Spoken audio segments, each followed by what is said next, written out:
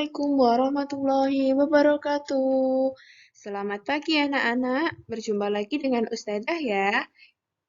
Hari ini kita akan belajar tema 4, subtema 2, pembelajaran 6 ya. Sebelum memulai pembelajaran hari ini, alangkah lebih baiknya kita berdoa terlebih dahulu ya anak-anak. Berdoa dimulai. Bismillahirrahmanirrahim. Rabbi zidni ilma warzuqni fahma. Amin. Ya Rabbal Alamin. Alhamdulillah anak-anak sudah berdoa ya bersama Ustazah. Sekarang saatnya anak-anak menyimak baik-baik video penjelasan dari Ustazah. Selamat belajar anak-anak. Di pembelajaran 6 ini, kalian akan belajar tentang muatan bahasa Indonesia, yaitu menentukan amanat dari teks cerita.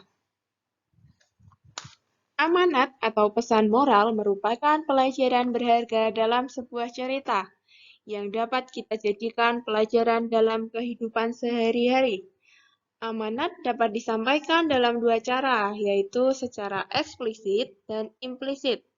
Secara eksplisit artinya amanat disampaikan secara tertulis dalam cerita, sedangkan amanat implisit tersembunyi di seluruh isi cerita, sehingga menuntut para pembaca untuk menemukannya berdasarkan pemahaman masing-masing. Kalian dapat memberikan pendapat pribadi mengenai amanat dari cerita yang kalian baca. Pendapat yang kalian sampaikan harus sesuai dengan pesan moral dalam cerita tersebut. Ini Ustazah berikan contoh ya, satu buah cerita yang berjudul Semut Menyerbu Kerbau. Ada Raja Semut yang tamak. Setiap hari ia menyuruh prajuritnya mencari makanan yang besar dan banyak. Pagi-pagi datang semut prajurit melapor. Ia menemukan seekor bangkai lalat di lapangan. Lalat terlalu kecil, tidak akan mengenyangkan. Tidak usah ke sana. Siangnya, datang prajurit semut lainnya melapor. Ia melihat ada seekor bangkai capung di kebun. Capung masih kecil, tidak akan mengenyangkan. Tidak usah pergi. Barulah pada sore hari, datang prajurit semut berikutnya. Ia melapor ada bangkai kerbau di dekat sawah. Maka dengan gembira, Raja Semut berseru, "Ayo, saatnya kita mencari makan. Bangkai kerbau bisa mengenyangkan kita semua." Para semut segera mengerubungi bangkai kerbau yang tergeletak di atas rumput. Namun, ternyata kerbau itu tidak mati. Saat itu, ia sedang berbaring istirahat setelah seharian bekerja. Karena sekujur tubuhnya banyak dikerubungi semut, maka ia pun langsung lari dan melompat ke dalam sungai. Para semut tidak sempat melarikan diri dari tubuh kerbau, sehingga prajurit semut pun banyak yang hanyut dan mati terbawa arus sungai. Si Raja Semut sedih, ia menyesali karena terlalu serakah dan kurang perhitungan. Tadi Ustazah sudah membacakan ya cerita yang berjudul Semut Menyerbu Kerbau. Hayo anak-anak, apa amanat atau pesan moral yang dapat diambil dari cerita tersebut? Amanat yang dapat diambil dari cerita Semut Menyerbu Kerbau adalah salah satunya ya, serakah membawa petaka. Sekecil apapun rezeki yang didapatkan, harus disyukuri.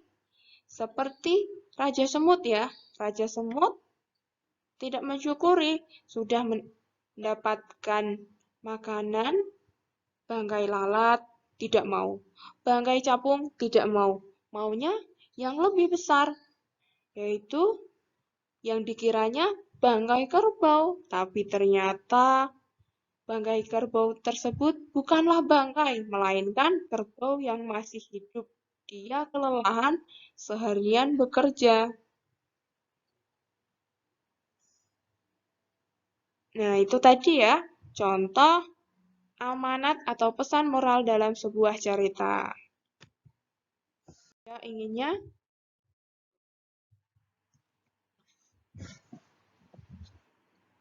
pembelajaran ke-6, kalian akan belajar tentang sikap baik dan tidak baik terhadap nilai-nilai Pancasila. Pancasila sebagai pandangan hidup bangsa Indonesia memiliki makna bahwa Pancasila sebagai pedoman bagi seluruh masyarakat Indonesia dalam bersikap dan bertingkah laku sehari-hari. Sikap yang kalian lakukan dalam kehidupan bermasyarakat harus sesuai dengan nilai-nilai yang terkandung di dalam Pancasila. Oleh karena itu, kita harus memahami dan membedakan antara sikap baik dan sikap yang tidak baik supaya tercipta persatuan dan kerukunan. Berikut contoh sikap yang baik dan tidak baik dalam kehidupan sehari-hari. Dari pengamalan sila ke-1 yang berbunyi ketuhanan yang Maha Esa, contoh sikap baiknya adalah menghormati sesama umat beragama. Contoh sikap tidak baik, tidak berteman dengan teman yang berbeda agama. Pancasila, sila kedua yang berbunyi kemanusiaan yang adil dan beradab. Contoh sikap baiknya, menolong teman yang kesusahan. Contoh sikap tidak baik yang dari sila kedua adalah sombong dengan barang-barang yang kita miliki. Dari pengamalan Pancasila, sila ketiga, contoh sikap baiknya menggunakan produk-produk dalam negeri. Untuk contoh sikap tidak baiknya yaitu mencintai budaya asing yang bertentangan dengan budaya Indonesia. Contoh sikap dari pengamalan sila keempat, Pancasila yang berbunyi kerakyatan yang dipimpin oleh hikmat kebijaksanaan dalam permusyawaratan perwakilan.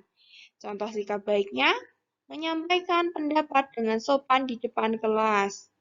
Contoh sikap tidak baiknya, memaksa orang lain untuk mengikuti pendapatnya. Sila kelima, Pancasila, yang berbunyi keadilan sosial bagi seluruh rakyat Indonesia. Contoh sikap baiknya, membiasakan hidup hemat. Contoh sikap tidak baiknya, memboroskan uang untuk hal-hal yang tidak bermanfaat. Nah, itu tadi ya anak-anak, contoh sikap baik dan tidak baik terhadap nilai-nilai Pancasila. Dari Pancasila sila pertama sampai dengan Pancasila sila ke-5 ya. Kalian harus mengamalkan contoh sikap baik ya dari sikap yang mencerminkan Pancasila sila pertama, kedua, ketiga, keempat, dan kelima ya. Alhamdulillah anak-anak hari ini sudah belajar di pembelajaran ke-6 ya.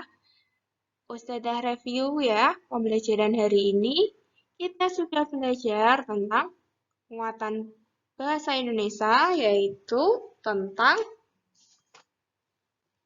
amanat ya atau pesan moral.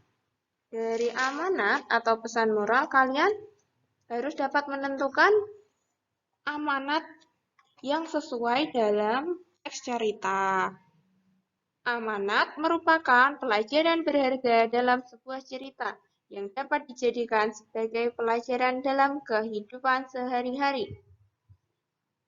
Amanat ada dua jenis yaitu amanat implisit dan amanat eksplisit. Amanat eksplisit adalah amanat yang disampaikan secara tertulis dalam cerita.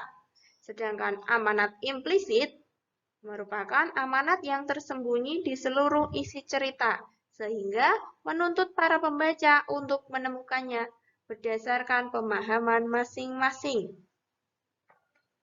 Di pembelajaran 6, kalian juga belajar tentang Muatan PPKN yaitu sikap baik dan sikap tidak baik terhadap nilai-nilai Pancasila. Contoh sikap baik dari pengamalan sila pertama Pancasila yaitu menghormati teman yang beragama lain. Pengamalan dari sila kedua, contoh sikap baiknya, menolong teman yang sedang kesusahan. Pengamalan sila ketiga, contoh sikap baiknya, menggunakan produk dalam negeri. Pengamalan sila keempat, menghormati hak orang lain untuk memberikan pendapat. Pengamalan sila kelima, menghargai hasil karya orang lain dan membiasakan hidup hemat, ya.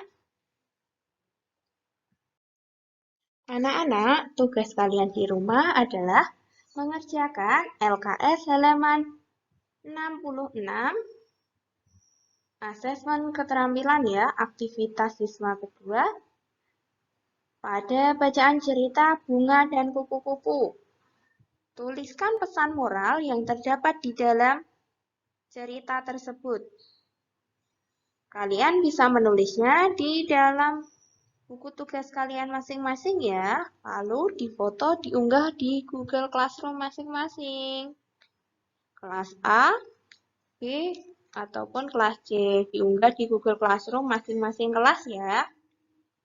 Demikian pembelajaran hari ini. Ustazah tutup dengan bacaan Alhamdulillahirabbil alamin. Wassalamualaikum warahmatullahi wabarakatuh. Tetap semangat anak-anak.